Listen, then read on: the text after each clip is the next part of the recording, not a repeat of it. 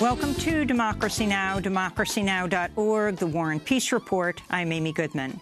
In Brazil, public outrage is mounting over massive wildfires that have consumed parts of the Amazon for several weeks. The hashtag Pray for Amazonia trended Tuesday as images of the raging blazes circulated on social media. The skies over the city of Sao Paulo went dark for around an hour during the middle of the day Monday after winds carried in smoke from the forest fires over 1,500 miles away. The fires are thought to be directly caused or exacerbated by agricultural exploitation and deforestation. Brazil's Space Research Agency has recorded nearly 73,000 wildfires so far this year, an 83% increase from the same period last year. Far-right Brazilian President Jair Bolsonaro has worked to deregulate and open up the Amazon for agribusiness, logging and mining since he came into office in January, despite international concerns over the environmental impacts of deforestation. Recent data shows Brazil lost more than 1,300 square miles of forest cover this year. Climate scientists say the protection of the Amazon rainforest is crucial in the global effort to fight the climate crisis. According to multiple reports, the Trump administration is expected to announce new rules allowing authorities to detain migrant children for longer periods of time and in potentially even more dangerous conditions.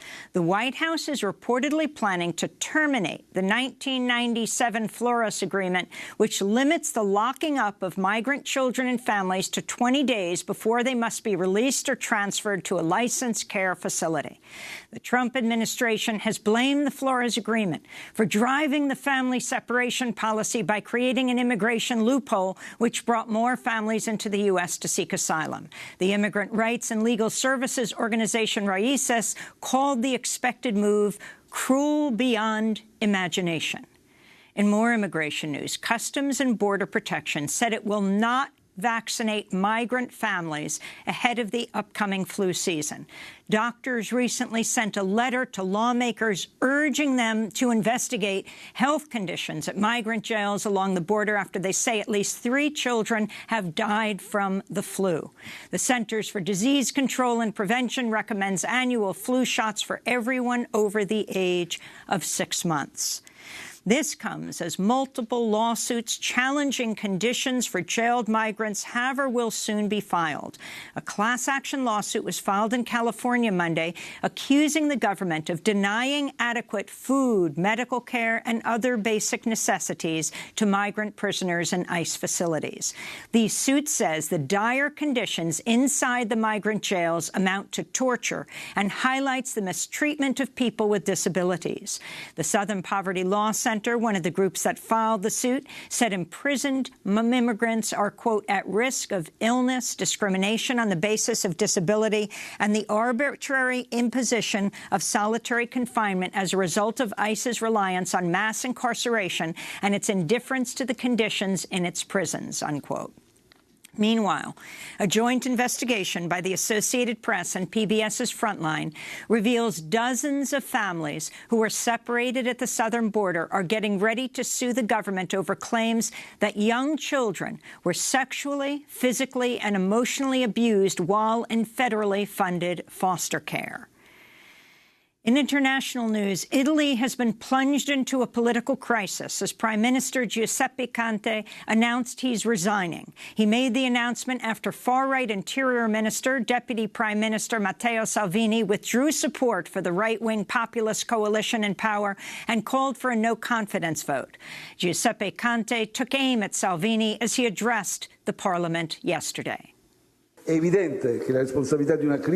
is clear who is the person responsible for the government crisis, but if they lack courage, the political courage, no problem, I will assume it. I believe this is the only conclusion, the only necessary, transparent, and coherent and linear conclusion. I thank you very much. The outgoing Prime Minister Conte then headed to the presidential palace to formally submit his resignation. If a new majority coalition cannot be formed to run the government, the president will likely call for early elections. While political analysts say Salvini is unlikely to ascend to the premiership, the immigration hardliner could gain more power as his popularity continues to grow in Italy. In other news from Italy, migrants aboard a Spanish rescue ship disembarked on the Italian island of Lampedusa Tuesday after an Italian prosecutor ordered authorities seize and evacuate the ship, ending a nearly 3-week standoff between Italy and the charity operating the vessel. The Open Arms ship declared a state of humanitarian emergency over the weekend as around 100 migrants were stranded on the ship after Italy refused to let them permission to disembark. Some passengers jumped overboard in recent days, including at least 15 people Tuesday, and attempted to swim to shore before being picked up and returned to the vessel. President Trump has canceled an upcoming state visit to Denmark over Denmark's refusal to discuss selling Greenland to the United States. On Sunday, Trump confirmed to reporters his interest in purchasing the autonomous Danish territory and did not rule out trading a U.S. territory for the island. Trump said, essentially, it's a large real estate deal. Danish politicians across the political spectrum expressed disbelief over Trump's sudden cancellation of the state visit. The Danish Prime Minister, Mette Frederiksen, called his idea to purchase Greenland absurd. She also told reporters, thankfully, the time where you buy and sell other countries and populations is over. A former business minister asked on Twitter, are parts of the U.S. for sale? Alaska? Please show more respect, he said. On Monday, Trump tweeted a photo of shiny gold Trump skyscraper photoshopped onto an image of a Greenland town and wrote, I promise not to do this to Greenland. Trump is said to be interested in Greenland's abundant natural resources and geopolitical importance, but the island is also at the center of the climate crisis. Earlier this month, Greenland's ice sheet experienced its largest single-day melt in history. In July, the hottest month ever recorded, Greenland's ice sheet lost 197 billion tons of ice, the equivalent of around 80 million Olympic swimming pools. Experts say, in addition to rising sea levels around the world, the receding ice could expose toxic nuclear waste left at U.S. military sites during the Cold War. President Trump is ramping up his attacks on Congress members Rashida Tlaib and Ilhan Omar after Israel recently barred them from entering the country at Trump's urging. Yesterday, Trump mocked Congressmember Tlaib for crying during a news conference while speaking about her grandmother, who she wouldn't get to see. Israel granted Tlaib permission to visit her family in the occupied West Bank on humanitarian grounds, but only on the condition she not promote the boycott, divestment and sanctions movement. Tlaib rejected the offer. Trump also attacked Jewish Americans who voted for the Democratic Party. He spoke to reporters from the Oval Office during a visit with the president of Romania. Where has the Democratic Party gone? Where have they gone where they're defending these two people over the state of Israel? And I think any Jewish people that vote for a Democrat, I think it shows either a total lack of knowledge or great disloyalty. Senator Bernie Sanders responded to Trump's remarks on Twitter, saying, "Let me say to the president, I am a proud Jewish person, and I have no concerns about voting Democratic. And in fact, I intend to vote for a Jewish man to become the next president of the United States," Sanders said. A group of 2020 presidential candidates addressed indigenous communities at the first-ever Native American presidential forum in Sioux City, Iowa this week. 99-year-old U.S. Army Nurse Corps veteran Marcella LeBeau of Cheyenne River Sioux Tribe asked Senator Sanders Tuesday if he would back the Remove the Stain Act, which aims to revoke the 20 Congressional Medals of Honor given to soldiers who participated in the 1890 massacre at Wounded Knee that killed hundreds of indigenous people, many of whom were women and children. Presidential hopeful Sanders said he would back the act. Medals of Honor. They're very rare, and they're given to people who show great, great bravery. Massacring women and children is not an act of great bravery. It is an act of depravity. President Trump is backing away from supporting new gun control measures after the mass shootings in Dayton, Ohio, and El Paso, Texas earlier this month. Trump called for lawmakers to unite and pass new background check laws. But in a call with NRA head Wayne LaPierre Tuesday, he reportedly assured him that universal background checks were off the table. Trump instead is heavily shifting the focus to mental illness as the main cause of gun violence, despite data demonstrating people with mental illness are far more likely to be victims of gun violence than perpetrators. Democrats are increasingly calling for a ban on assault weapons as part of comprehensive gun reform.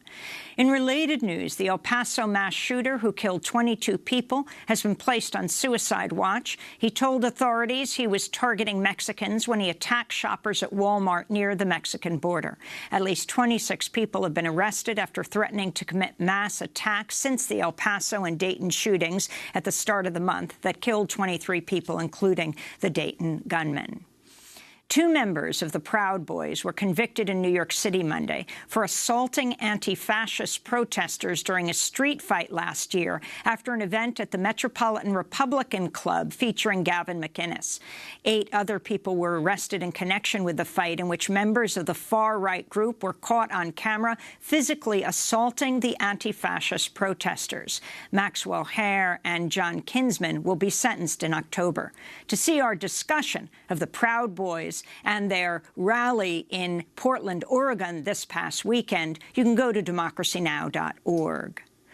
President Trump said he's considering, quote, various tax reductions, including payroll tax cuts. Trump and White House officials, however, have dismissed concerns of a possible recession, despite economists' warning of an upcoming downturn. Trump said tax cuts is something he's always considering. Trump shifted blame to China for the ongoing trade war, which economists say is causing uncertainty in the markets and is the biggest threat to the U.S. economy. Political analysts say White House advisors and Republican politicians are becoming increasingly concerned that a weakening economy will hurt Trump and the Republican Party's odds in the 2020 elections. And New York, Connecticut, and Vermont sued Monday to block Trump's public charge rule. Trump announced the new measure last week, which penalizes documented low-income immigrants who seek benefits, including Medicaid, food stamps, and housing vouchers, by allowing officials to deny green cards and visa applications to those individuals. The lawsuit argues the new rule deliberately discriminates against Latinos and immigrants of color and is part of an ongoing effort to, quote, reduce the population of permanent residents of color in the United States. This is New York Attorney General Letitia James. The rule penalizes immigrants for their use of vital, non-cash benefit programs. And again, these are programs designed to encourage upward mobility, promote self-sufficiency, and reduce homelessness, poverty, and high-cost emergency room visits. And those are some of the headlines. This is Democracy Now!, democracynow.org, The War and Peace Report. I'm Amy Goodman.